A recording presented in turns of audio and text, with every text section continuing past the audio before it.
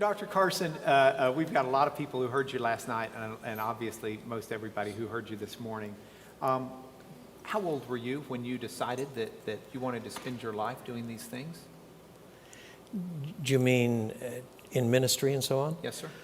That's a bit complicated. I did not intend to go this route at all. My first degree was chemistry, and I intended to do organic synthesis as a PhD at Cornell, and so on. My life was all planned out. I was working for the federal government of Canada in air pollution, and then the Lord began to call me toward Christian ministry. I was about 20, and there were a number of things that were shifting over. I'd finished the degree by the time I was 20, the first degree, and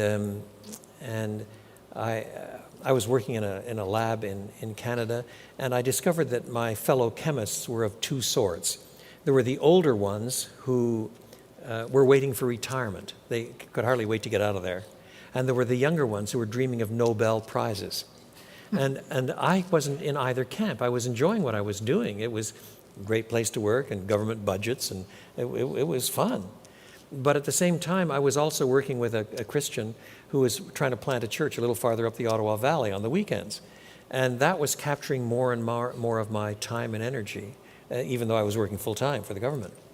And a chorus I learned as a child began to play in my mind. I couldn't get rid of it. By and by, when I look on his face, beautiful face, thorn-shadowed face, by and by, when I look on his face, I'll wish I had given him more.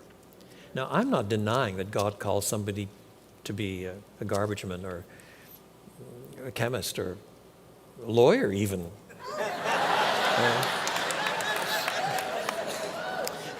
But on the other hand, that's the way it was playing out in my mind. And at the end of that summer, I heard a missionary to Haiti preach a sermon from Ezekiel 29. I sought for a man to stand in the gap before me for my people, but I found none.